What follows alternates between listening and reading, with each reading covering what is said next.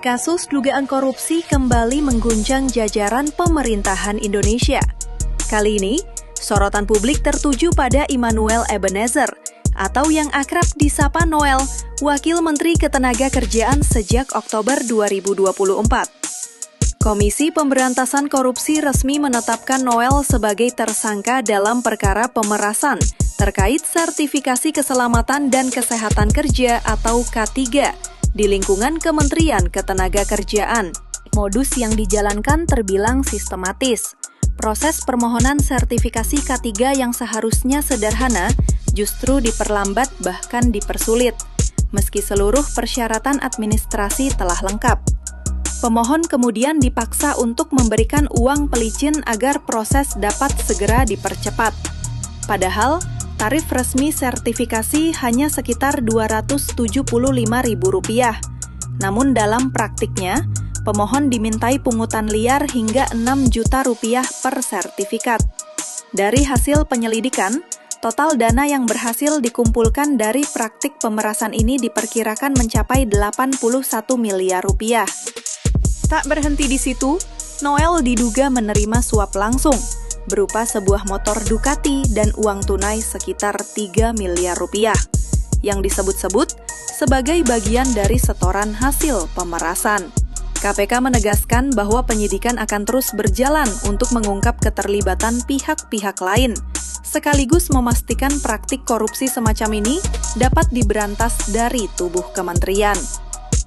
Kasus ini kembali menjadi pengingat keras bahwa integritas pejabat publik mutlak diperlukan, terutama ketika menyangkut hak-hak dasar pekerja Indonesia.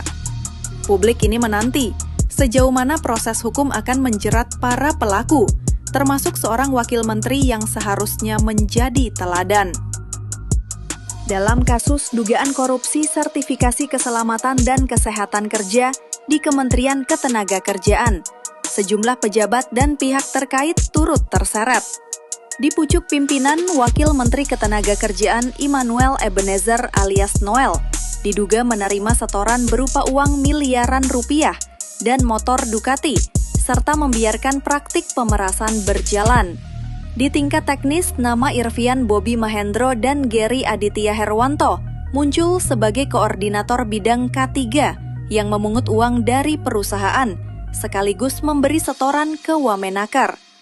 Mereka bekerja sama dengan pejabat lain, seperti Subhan dan Anitasari Kusumawati, yang mengatur proses administratif dan teknis agar pemohon dipersulit. Sementara itu, pejabat struktural seperti Fahru Rozi, Dirjen Binduasnakar, dan Heri Sutanto, Direktur Bina Kelembagaan, diduga ikut memberi jalan bagi mekanisme pemerasan ini.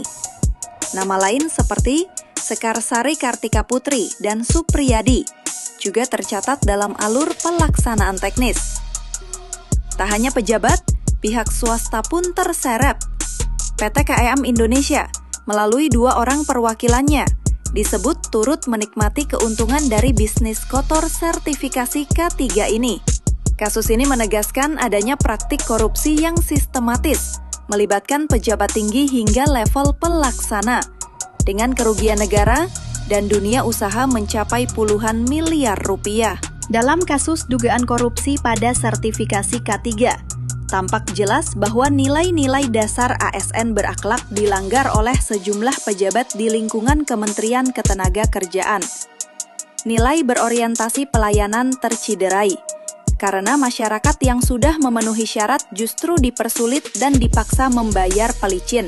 Akuntabilitas hilang akibat pungutan liar, penggunaan dana setoran tanpa pelaporan, serta tidak adanya transparansi dalam prosedur.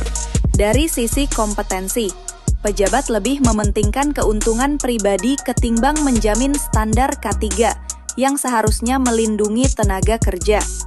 Nilai harmonis pun rusak, karena praktik pemerasan ini menumbuhkan ketidakpercayaan masyarakat terhadap institusi negara. Lebih jauh, loyalitas yang seharusnya tertuju pada negara dan rakyat malah diarahkan pada kepentingan pribadi dan kelompok.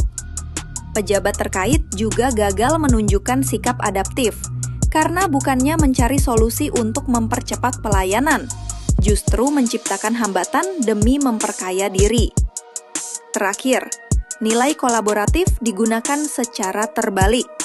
Kerjasama yang terbentuk bukan untuk melayani publik, melainkan untuk menopang praktik koruptif secara bersama-sama. Dengan demikian, seluruh nilai dasar ASN yang menjadi fondasi etika pelayanan publik secara sistematis dilanggar dalam kasus ini, melibatkan aktor dari level teknis hingga pejabat tinggi kementerian. Apabila nilai-nilai dasar ASN benar-benar dijalankan, maka proses sertifikasi K3 akan berlangsung adil, cepat, dan transparan, tanpa adanya beban biaya tambahan yang merugikan masyarakat maupun perusahaan.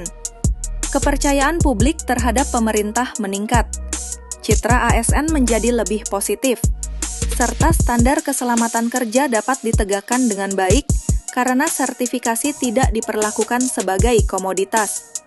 Dengan demikian, potensi korupsi, penyalahgunaan wewenang, dan praktik pemerasan dapat ditekan secara signifikan. Sebaliknya, ketika nilai-nilai dasar ASN diabaikan sebagaimana terlihat dalam kasus ini, dampak negatif yang muncul sangat luas.